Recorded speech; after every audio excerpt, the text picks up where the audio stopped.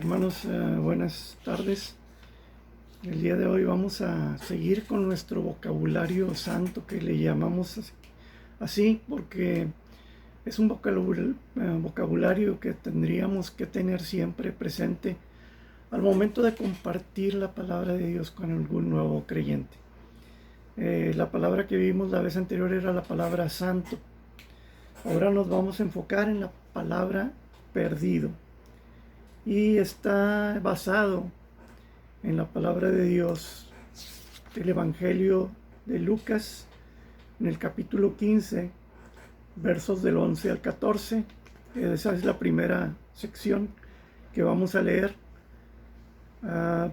Y esta palabra está, la conocemos como la parábola del hijo pródigo. Está dentro de una serie de parábolas que nuestro Señor utilizó para hablar acerca del concepto que hoy vamos a tratar, de perdido.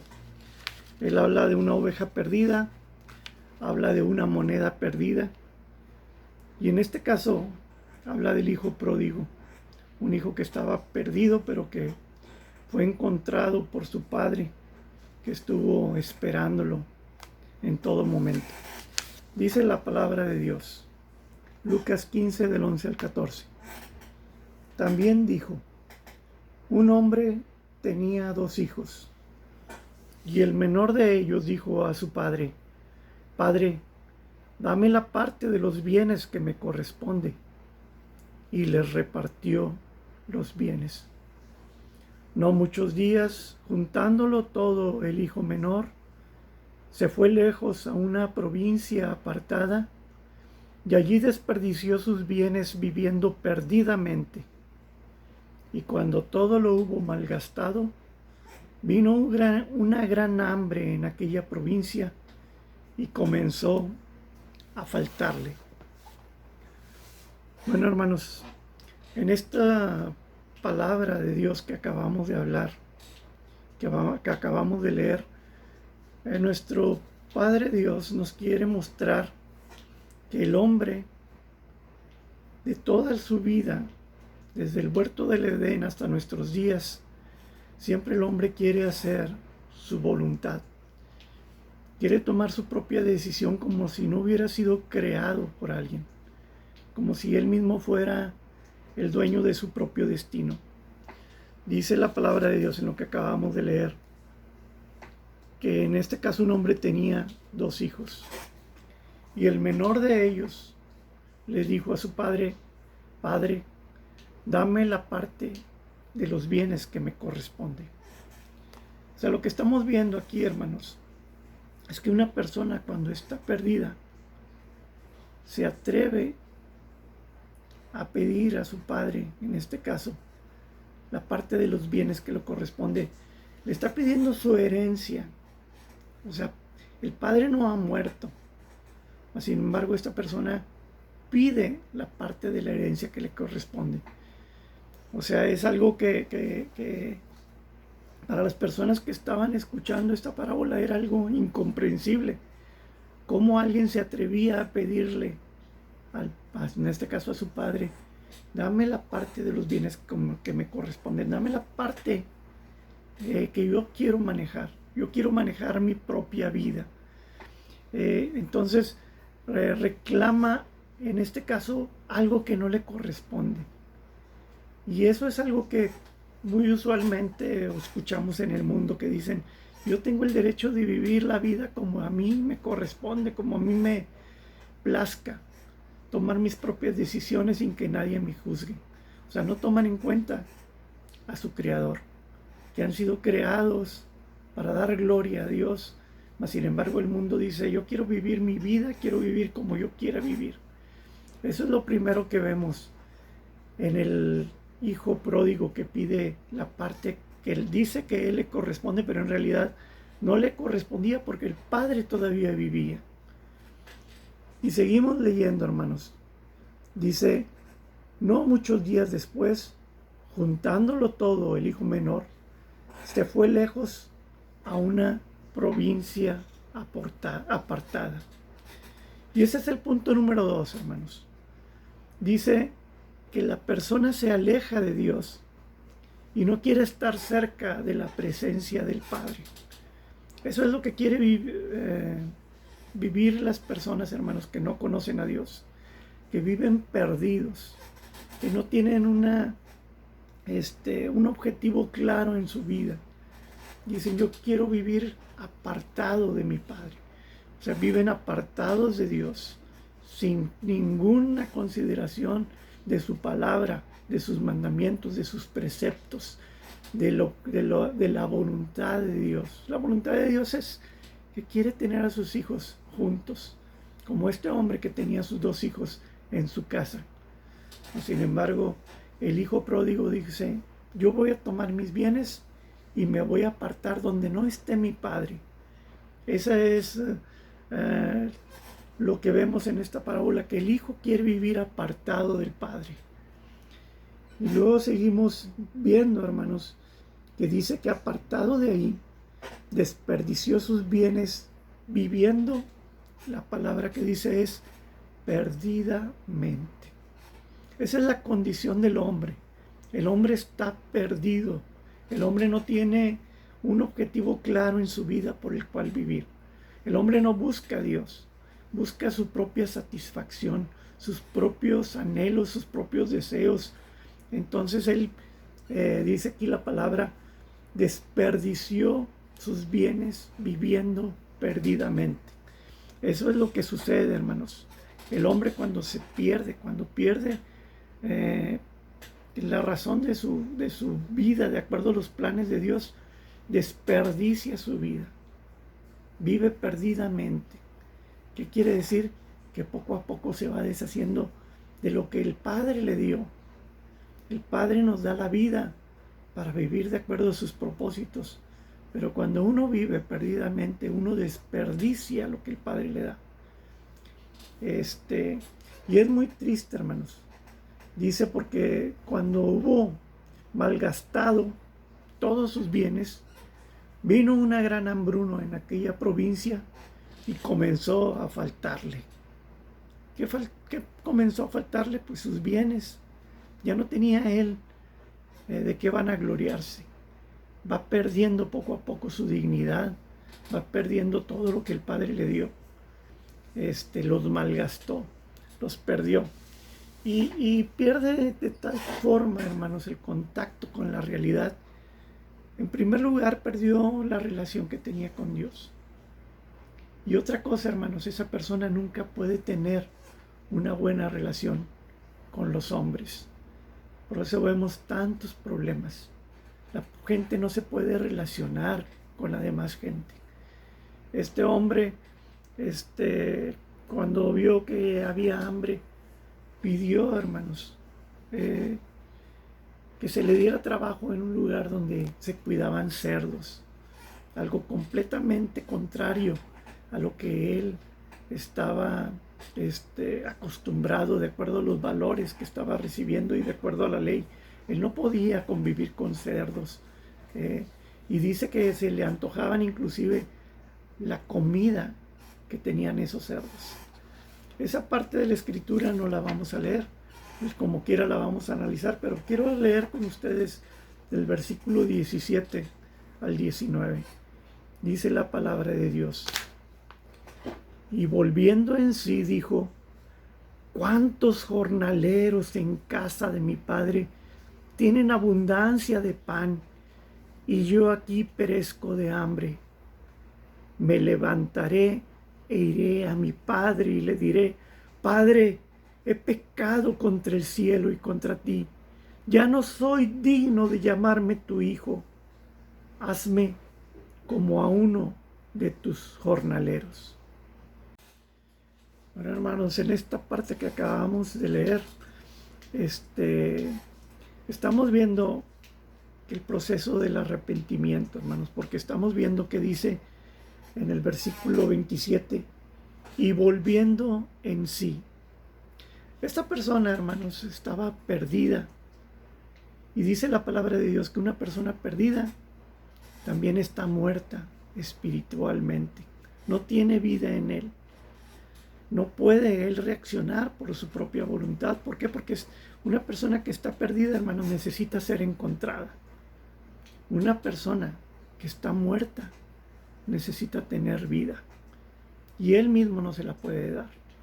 Entonces, cuando esta persona, este hijo pródigo, vuelve en sí, lo primero, hermanos, que tuvo que reconocer él era que él había perdido muchas cosas en la casa de su padre. Dice la palabra de Dios: ¿cuántos jornaleros en casa de mi padre tienen abundancia de pan y yo aquí perezco de hambre? Todavía, hermanos, él se podía sostener comiendo o robando la comida de los cerdos. Todavía le quedaba eso para poder sobrevivir, pero más bien él estaba perdido y muerto. Por su propia voluntad no podía vivir, hermanos. Dice la palabra de Dios que Dios es el que produce en nosotros el querer como el hacer. Dios es el autor de la fe. Él es el autor y consumador de la fe. Pero también, hermanos, es el autor del arrepentimiento. Es algo que usted puede decir: yo puedo arrepentirme. Bueno, hermanos, su arrepentimiento, si no procede de Dios, es un arrepentimiento para muerte. Dice en Hechos capítulo 5, 31, a este ha exaltado con su diestra por príncipe y salvador, refiriéndose a Jesucristo. ¿Para qué lo exaltó Dios a Jesucristo? Dice, para dar a Israel arrepentimiento y perdón de pecados. El arrepentimiento, hermanos, procede de Dios. El arrepentimiento verdadero. Dice en el pasaje que acabamos de leer: y volviendo en sí. O sea que volviendo a la vida esa persona, hallándose él, encontrándose por parte de algo sobrenatural, dice: bueno, ¿qué estoy haciendo yo aquí en este chiquero, en este mugrero? Fíjese, hermanos, que cuando usted se da cuenta que vive una vida perdida, una vida sin Dios, se da cuenta que está viviendo realmente en un chiquero, en algo completamente apartada de donde venía. Dice que el hombre se dio cuenta: bueno, yo estaba comiendo en la casa de mi padre de las mejores comidas,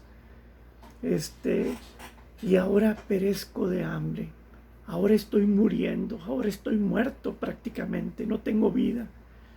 Y él volvió en sí. Era algo sobrenatural, algo que Dios le estaba proveyendo, darse cuenta.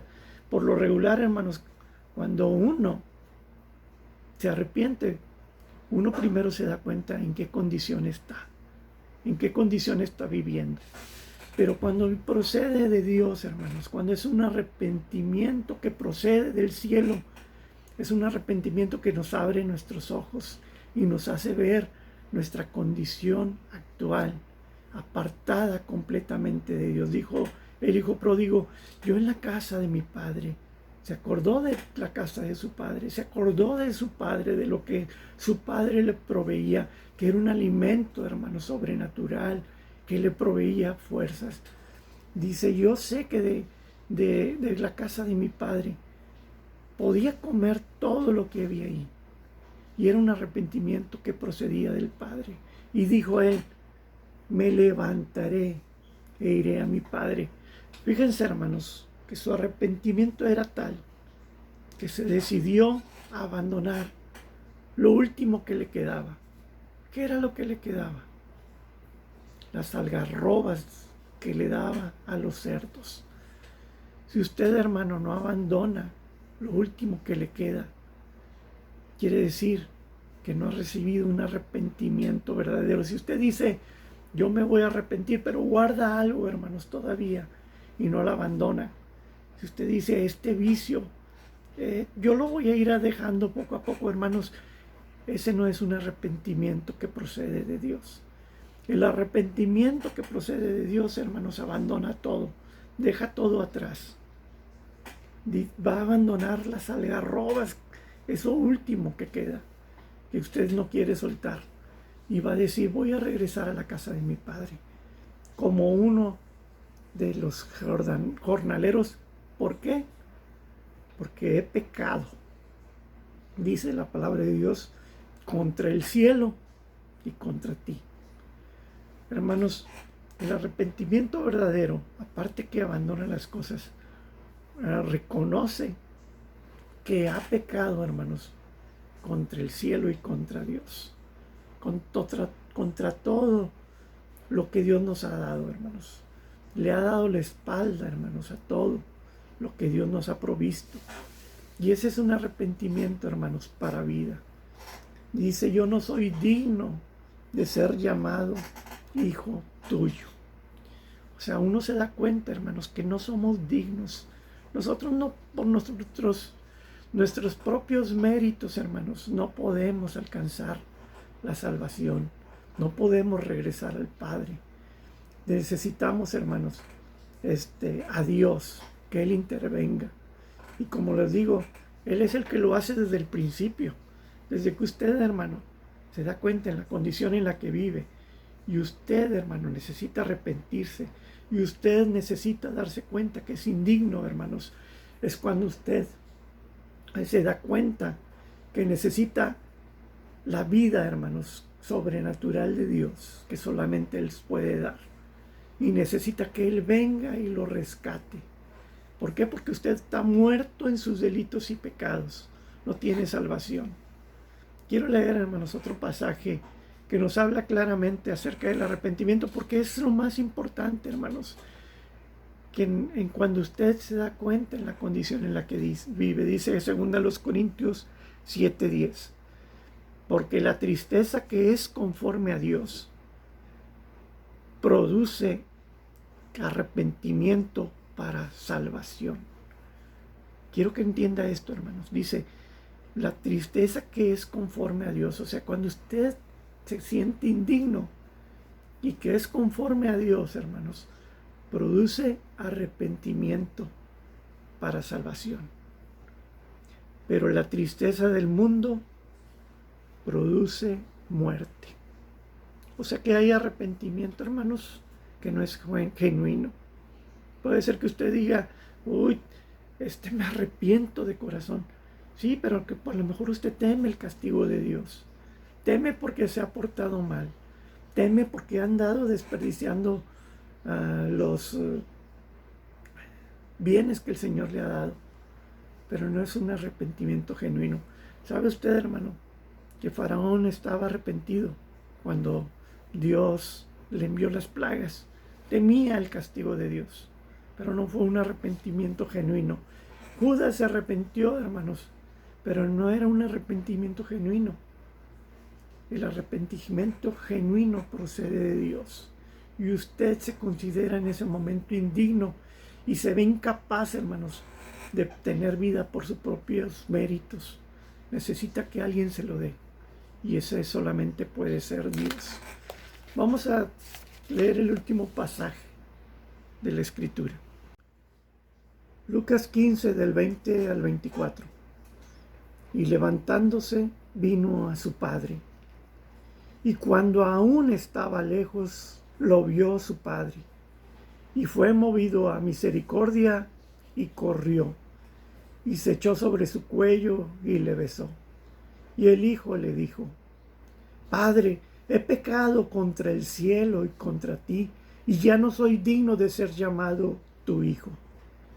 Pero el padre dijo a sus siervos, sacad el mejor vestido y vestidle, y poned un anillo en su mano y calzado en sus pies, y traed el becerro gordo y matadlo, y comamos y hagamos fiesta, porque mi hijo muerto era y ha revivido, se había perdido y es hallado.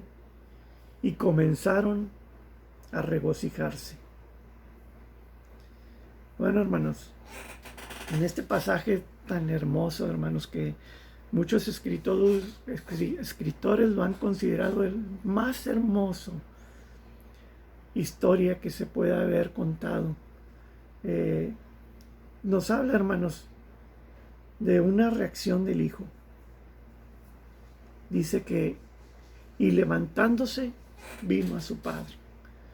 Hermanos, cuando uno se arrepiente, cuando uno vuelve en sí, uno tiene que actuar con rapidez. Y el hijo lo hizo. Cuando se dio en cuenta de su condición, dice, levantándose, vino a su padre. Quiere decir, hermanos, que este hijo reconoció, hermanos, que estaba muerto y que necesitaba la ayuda de su padre. El padre era el único, hermanos, que le podía restituir. Y el padre, hermanos, es el único que podía responder con gracia a quienes se arrepienten y vienen a él, como lo hizo este hijo. Este hijo, hermanos, se levantó y dice que el padre desde lejos lo vio. Aquí es donde, hermanos, vemos que el padre es el que lo encuentra en el camino. Nosotros necesitamos ser encontrados, porque como dije desde el principio, vivimos perdidamente cuando estamos separados de la casa del Padre. Y el Padre mismo dice, mi hijo estaba muerto y ha revivido. Se había perdido y es hallado. Por eso, hermanos, la gracia de nuestro Dios es el que nos da vida y vida eterna. La gracia de Dios nos encuentra y nos restituye, hermanos, lo que habíamos perdido. El Padre inmediatamente, sin darle oportunidad de que Él dijera todo lo que había considerado para restituir al Padre, diciéndole, Padre, he pecado contra el cielo y contra ti. El Padre dijo, yo he encontrado a mi hijo, tráiganle de vestidos, pónganle el anillo y pónganle las sandalias. Estaba restituyendo todo lo que había perdido, porque el hijo, hermanos, había perdido todo. Había perdido su dignidad, había perdido su poder, su autoridad, y había perdido, hermanos, todos sus bienes por completo. Y el Padre se lo restituye. Pero lo más importante, el Padre le da vida y lo encuentra. Y dice que Dios le otorgó ese perdón. Y es lo que hace Cristo, hermanos, lo que hizo Cristo en la cruz, dándonos, el Señor la salvación y la vida eterna por medio de Cristo. Es una vida, hermanos, sobreabundante, una vida que nosotros necesitábamos, porque un muerto, hermanos, lo único que hace es apestar.